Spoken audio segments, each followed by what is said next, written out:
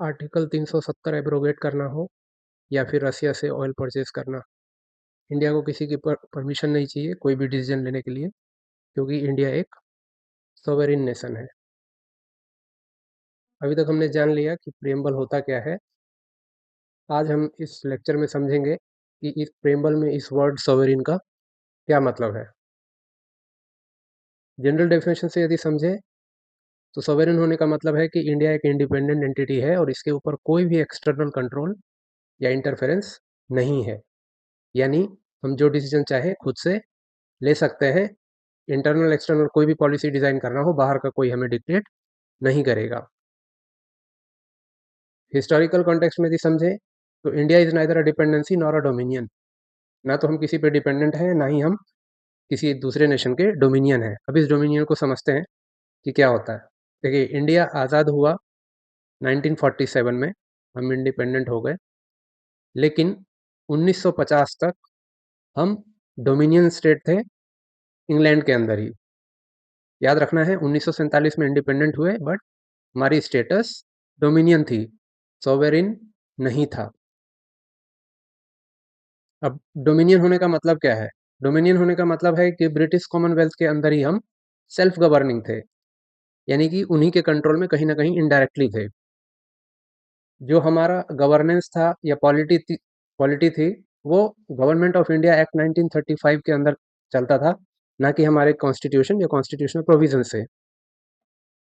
और ये जो ब्रिटिश कॉमनवेल्थ है, उसका हेड जो है किंग होता है, या फिर आप समझिए ब्रिटिश क्राउन होता है। तो यानी कि हम कहीं ना कहीं ब्रिटिश क्राउन के अंदर अभी भी 1950 तक बने हुए थे। आप यदि देखेंगे, इंडिपेंडेंट इंडिया के सबसे पहले गवर्नर जनरल थे लॉर्ड माउंटबेटन, जो कि इंडिया में ब्रिटिश किंग को ही प्रेजेंट करते थे। इनके बाद हमारे सी राजगोपालाचारी बने गवर्नर जनरल, और ये भी किंग को ही रिप्रेजेंट करते थे, ना कि हमारे किसी प्रेसिडेंट को। क्यों? क्योंकि हमने हमारा रिपब्लिक बनाया 26 जनवरी 1950 को, यानी कि ये कॉन्स्टिट्यूशन जो हमारा है, ये कंप्लीटली इनेबल हुआ 26 जनवरी 1950 को, जिसको हम रिपब्लिक डे के तौर पे मनाते हैं। अब अब किंग को रिप्रेजेंट करने की इंडिया में कोई ज़रूरत नहीं थी। किंग अब हमारे लिए कोई नहीं था। हमारे लिए जो अब हेड ऑफ स्टेट बने, वो बने प्रेसिडेंट ऑफ इंडिया। अभी हमने क्या देखा था कि हम 1950 तक, यानी 26 जनवरी 1950 तक डोमिनियन स्टेटस में थे। ये बहुत ही इंपॉर्टेंटली याद रखना है कि इंडिया का स्टेटस क्या था। हम इस टाइम तक डोमिनियन स्टेटस में थे। अब 26 जनवरी 1950 के बाद हेड ऑफ स्टेट हो गए प्रेसिडेंट ऑफ इंडिया, और पहले सबसे पहले कौन थे? डॉक्टर राजेंद्र प्रसाद। एक चीज जान के आपको हैरत होगी कि इंडिया अभी भी कॉमनवेल्थ ऑफ नेशंस का एक मेंबर है। पीछे हमने देखा कि कॉमनवेल्थ का मेंबर होने के नाते कहीं ना कहीं हम इनडायरेक्टली उन्हीं पे डिपेंडेंट थे, डोमिनियन स्टेटस में थे। यही नहीं, हाई कोर्ट में और जो फेडरल कोर्ट था, उसमें भी ब्रिटिश के अपॉइंटमेंट जज हुआ करते थे। और इवन जो फील्ड मार्शल है, जो फील्ड मार्शल थे ब्रिटेन के, वही हमारे डिफेंस का भी हेड के तौर पे एक्ट कर रहा था। तो क्या कॉमनवेल्थ ऑफ नेशंस होने के नाते आज भी हम कहीं ना कहीं सॉवरेन नहीं है? ऐसा बिल्कुल नहीं है। यूनाइटेड नेशंस की मेंबरशिप या फिर कॉमनवेल्थ नेशन की मेंबरशिप, ये दोनों के दोनों हमारे लिए वॉलंटरी हैं, यानी कि हमें किसी ने बाउंड नहीं किया है। हमने खुद ज्वाइन कर रखा है, जब चाहे तब हम इसको छोड़ सकते हैं, इससे एग्जिट कर सकते हैं। इनकी कुछ ट्रीटीज हमको दिखती हैं कि बाइंडिंग है, लेकिन इसका मतलब ये नहीं है कि हम पे किसी ने फोर्स कर रखा है। हम जब चाहे, हमारे लिए ये अपने आप में क्लब है, क्लब की मेंबरशिप जब मैं चाहूँ छोड़ दूँ। तो यूएन का मेंबरशिप या फिर कॉमनवेल्थ का मेंबरशिप या किसी भी मल्टीलेटरल ऑर्गेनाइजेशन का मेंबरशिप हमारे लिए सॉवरेनिटी पे खतरा नहीं है। सॉवरेनिटी का मतलब क्या है कि हम अपने डिसीजंस खुद ले सकते हैं, कोई हमें डिक्टेट नहीं कर सकता। अब यहाँ पे एक चीज देखिए आप, कि हमने हमारा जो कॉन्स्टिट्यूशन है 26 नवंबर 1949 को ही खुद को दे दिया था। तो फिर 26 जनवरी 1950 तक हमने क्यों वेट किया? ये आप मुझे कमेंट में बताएँगे कि जब 26 नवंबर 1949 को कॉन्स्टिट्यूशन बन के रेडी था, तो फिर हम 26 जनवरी 1950 तक क्यों वेट करते रहे? इंडिया सॉवरेन है, इसका मतलब ये है, ये इंटरनली एंड एक्सटर्नली दोनों ही फ्रंट पे सॉवरेन है। अब इंटरनली और एक्सटर्नली सॉवरेन होने का क्या मतलब है? यानी इंटरनल एक्सटर्नल सॉवरेनिटी का क्या मतलब है, समझते हैं। देखिए, कॉन्स्टिट्यूशन के प्रोविजंस के तहत यानी कि with in the restriction of constitutional provisions, India के अंदर जो भी रूल रेगुलेशंस पॉलिसीज हमें डिजाइन करना है, हम करेंगे। हमें किसी की भी परमिशन की जरूरत नहीं है। फॉर एग्जाम्पल समझिए, हमने 370 एब्रोगेट किया, आर्टिकल 370 एब्रोगेट किया, जे एंड के को हमने रीऑर्गेनाइज किया जे एंड के में एंड लद्दाख में। तो क्या हमने किसी से परमिशन मांगा?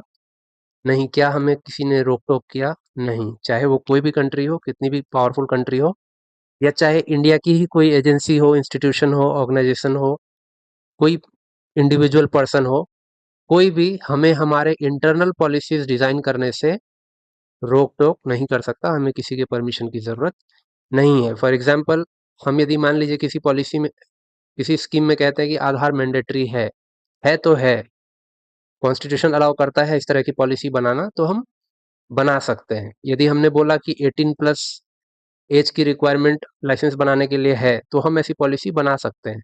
विद इन इंडिया हम जो रूल्स चाहे हम बना सकते हैं, हमें किसी के परमिशन की जरूरत नहीं है।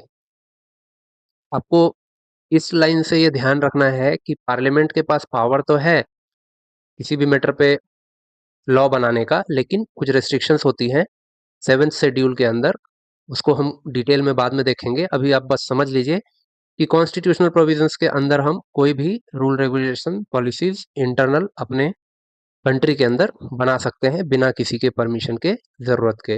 अब एक्सटर्नल समझिए। एक्सटर्नल का मतलब ये है कि हमें वर्ल्ड अफेयर्स में कैसे क्या पॉलिसीज डिजाइन करनी है और किसके साथ कैसे रिलेशंस रखने हैं, इसके लिए भी हमें कोई बाउंड नहीं कर सकता। यानी कि मुझे यदि नेपाल से दोस्ती करनी है तो मैं करूंगा, नेपाल के साथ ट्रेड करना है मैं करूंगा, चाहे चाइना के साथ मुझे ट्रेड करना है मैं करूंगा। किसी और कंट्री की परमिशन की ज़रूरत मुझे नहीं है। मुझे अपनी इंडिपेंडेंट यानी इंडिया को अपने इंडिपेंडेंट फॉरेन पॉलिसी डिज़ाइन करने की फुल्ली और पूरी तरीके से पावर है।